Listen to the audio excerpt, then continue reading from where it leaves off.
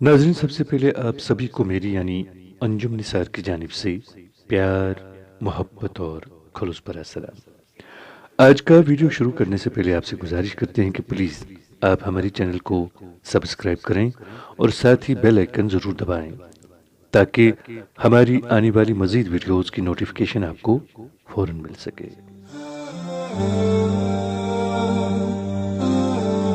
तो नाज़रीन, आज हम आपको श्रीनगर से लगभग 50 किलोमीटर दूर बिजबहाड़ा लिए चलते हैं, जहां पर हम एक ऐसी हस्ती के मज़ार पर हाज़िरी देंगे जो आखिर में गायब हो गई थी। तो नाज़रीन, आइए चलते हैं।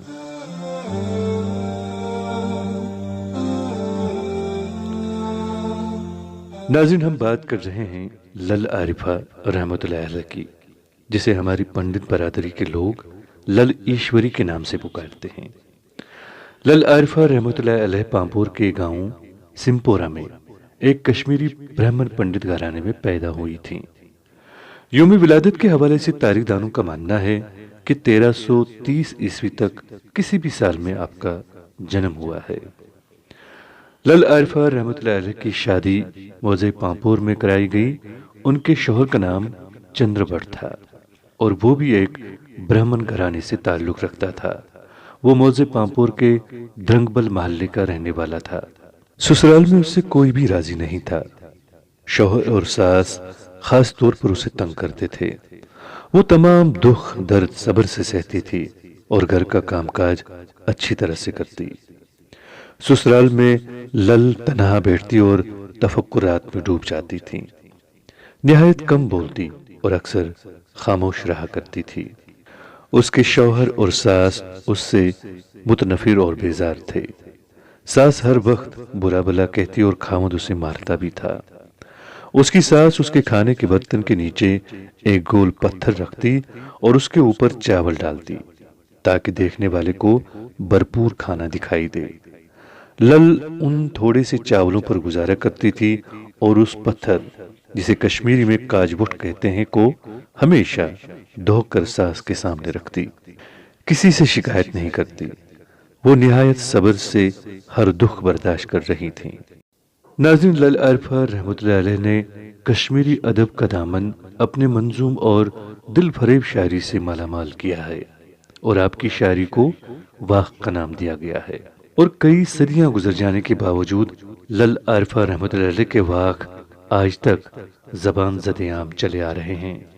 बताया जाता है कि एक दिन उन्होंने एक भेड़ पकाई थी और एक पड़ोसन ने लल से कहा कि आज तुम लोगों को गोश्त और बत्ता बड़े मजे से खाना है।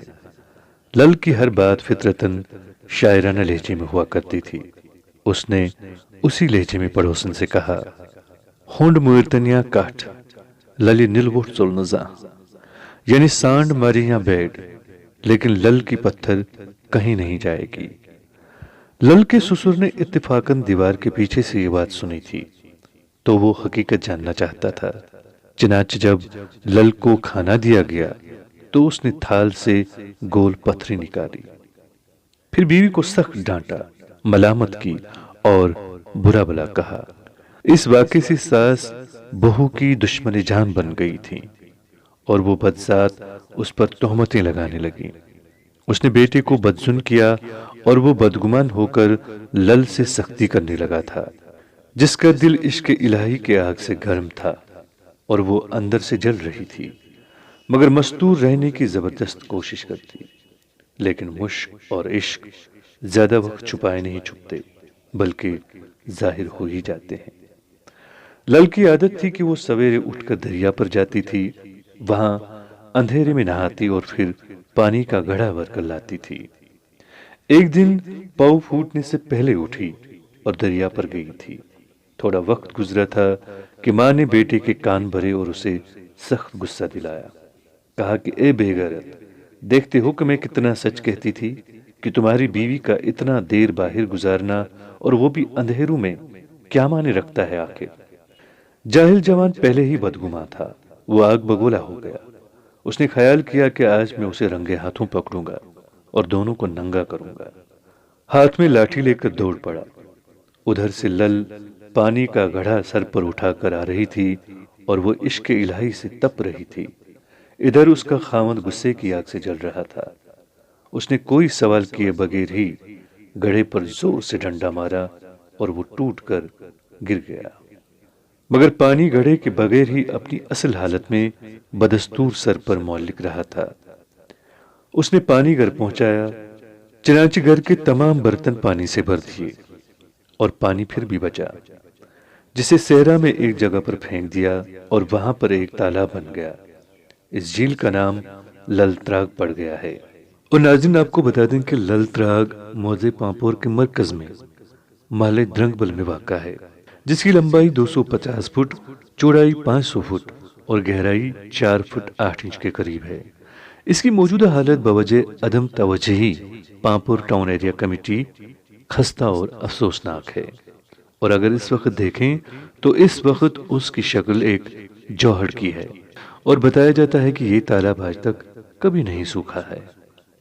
لل مستور نہیں رہ سکی اور دیوانگی کے حالت میں گھر سے نکلی تو صحراؤں اور جنگلوں میں اوریان و گریاں دیوانہ وار دوڑتی پھرتی رہی۔ برف و بارہ میں اوریاں ہو کر گاتی، چلاتی اور روتی جاتی تھی، دیہاتوں اور آبادیوں میں پھرا کرتی تھی۔ اس کا جنون ہی اس کا محافظ تھا۔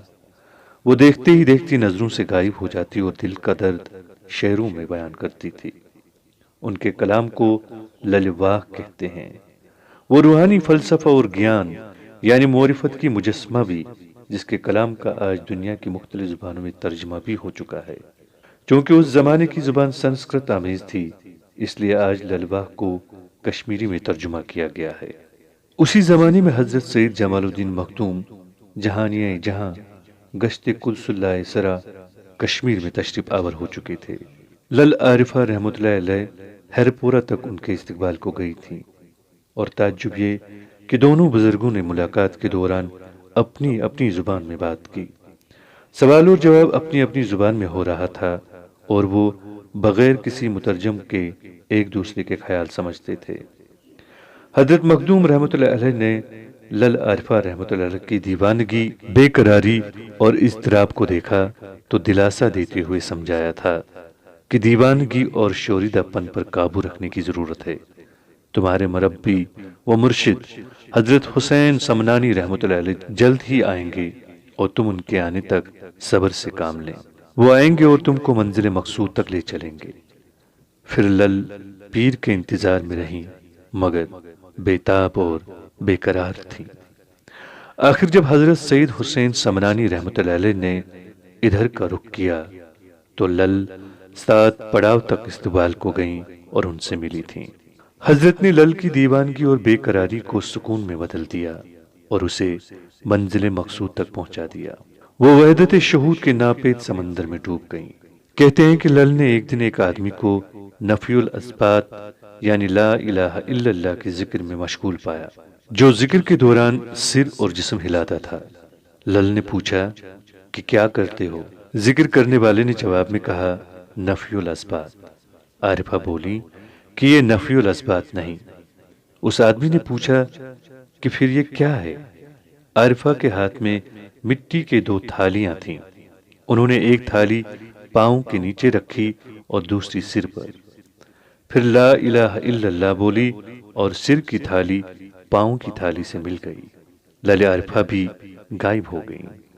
پھر اس آدمی کے کانوں میں الا اللہ کی آواز آئی، اور اسی کے ساتھ ہی لل عارفہ رحمۃ اللہ علیہ بھی برابر کھڑی تھی، گویا نفی سے غائب اور اثبات میں موجود ہوئی۔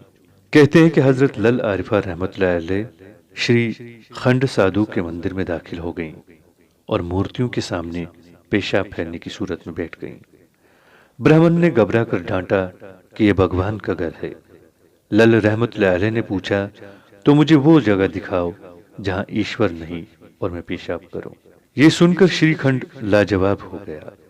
ایک دن ایک پنڈت اپنے جسم پر مٹی مل کر نہا رہا تھا۔ لل وہاں سے گزری تو پنڈت سے پوچھا، یہ کیا کر رہے ہو؟ اس نے جواب دیا کہ جسم کو پاک کر رہا ہوں۔ لل نے پوچھا کہ اگر ناپاکی سے بھرے ہوئے گھڑے کو باہر سے مٹی مل مل کر برسوں دھوتے رہیں گے، پھر کیا وہ پاک ہو جائے گا؟ یہ باتیں سن کر پنڈت ہوش میں آیا اور اس فضول کام کو ترک کیا۔ اس طرح لل فلسفہ حق بیان کرتی تھی اور آسان الفاظ میں حقیقت سمجھا دیتی تھی۔ ناظرین، آئیے اب ہم لل عارفہ رحمۃ اللہ علیہ کے مزار پر جاتے ہیں جو کہ بج بہاڑا قصبے میں موجود ہے۔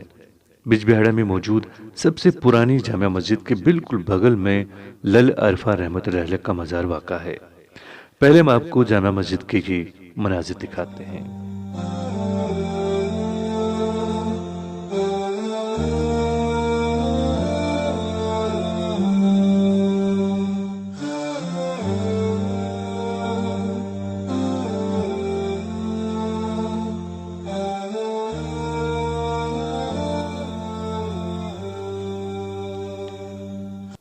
اور یہ رہا ناظرین لل عارفہ رحمۃ اللہ علیہ کے مزار کا باہری حصہ جو کہ جامع مسجد کے بالکل ساتھ تعمیر کیا گیا ہے۔ اب ہم اس کے اندر داخل ہوتے ہیں اور آپ کو اندر کے مناظر دکھاتے ہیں۔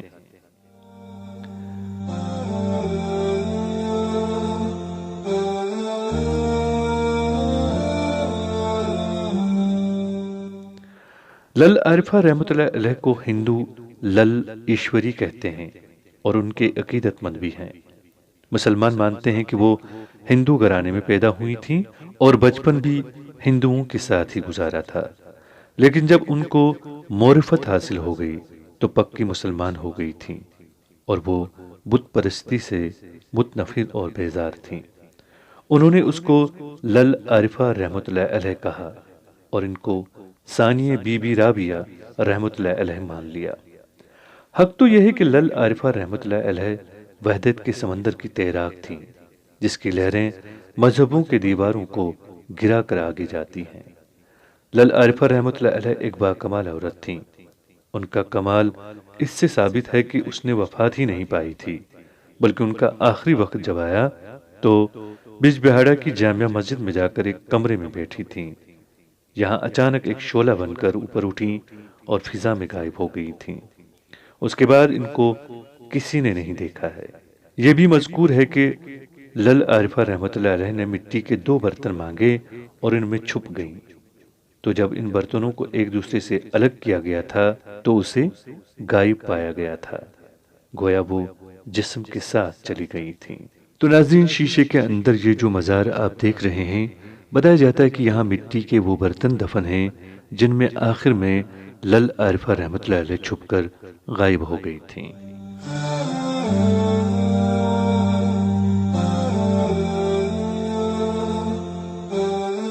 تو ناظرین، ہمیں امید ہے کہ آپ کو آج کی ہماری یہ ویڈیو پسند آئی ہوگی۔ ہمیں آپ کی تجاویز اور آراء کا بڑی بے صبری سے انتظار رہے گا۔